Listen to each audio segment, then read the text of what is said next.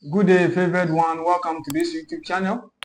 Okay, on our previous discussion, we're doing discussion from Genesis. That's the history of creation.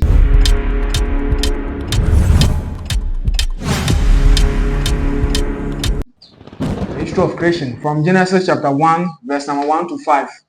Then we had a question on board that in the Genesis chapter 1, verse number 1 to 3, God made a statement that let there be light, and there was light. And in Genesis chapter 1, verse number 16, he said he created another two great lights. So the question on board was, what then was the first light? If the light was created on the fourth day, according to Genesis chapter 1, verse number 16.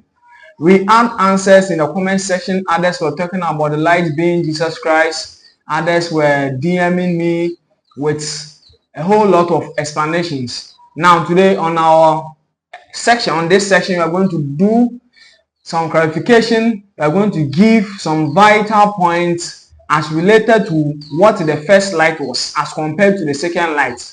Now, when we read Genesis chapter 1, verse number 3, he said, and God said, let there be light, and there was light. The question before was, which light is this? If the fourth day was the day the sun and the moon and the stars were created, so what then is the light in the Genesis chapter 1, verse number 3? Okay, so in this session, we are going to give the answers to what the light in Genesis chapter 1, verse number 1 to 3 is. That's when God said, let there be light. What that light is. Now, in this scenario, I'm going to give wind and what a fan is. You see, we have a wind. We have wind. We have air around. Air in this section is represented by light. And the fan is represented by the sun, the moon, and the stars.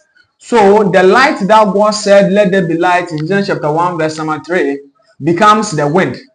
Then Genesis chapter 1, verse number 1 to 16, the two great lights, the stars, becomes the fan.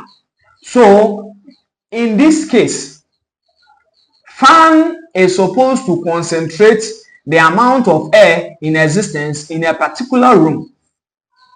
So the lights, as in, let's come into, let me bring bulb inside. If I go and buy a bulb and bring it to my room, that doesn't mean there's no light. Now, the bulb here is to concentrate an amount of light in my room.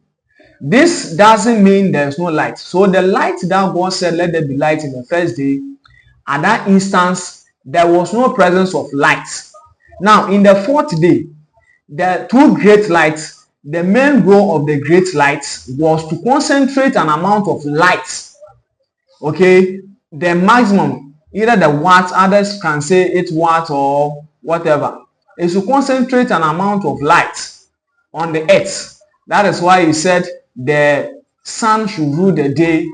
So in the presence of day, there's more concentration of light. That's why everybody can see in the broad daylight. That's in the daytime. And in the evening, the moon and the stars are to rule it in the night. That doesn't mean there's no light. No, there is light. But the concentration of light in that dispensation of time, that's the night, is not as much as compared to the light in the day. So the light that God said, let there be light, in this instance, is not talking about a bulb or whatever. He was bringing into existence something that will make vision possible, something that will make sight possible. Okay, and the sun and the moon and the stars that was created in the fourth day to serve as to measure seasons and time was to concentrate the amount of light that was being called into existence in Genesis chapter 1, verse number 3. The let there be light was to concentrate it and give it its task, the number of energy it should produce for the earth. Okay, so people confusing themselves with the first lights stated in the Genesis chapter 1, verse number 3, and the light that was created in Genesis chapter 1, verse number 16, as the sun and the moon and the stars. it shouldn't be a confusion here.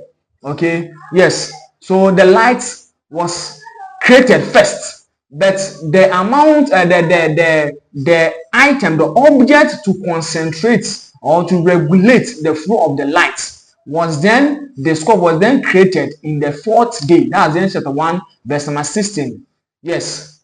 Thank you. Now, in our next episode, we are going to do discussion from Genesis chapter 1, verse number 6 to 14. Thank you. Stay tuned and subscribe to this YouTube channel. And God richly bless you. Amen.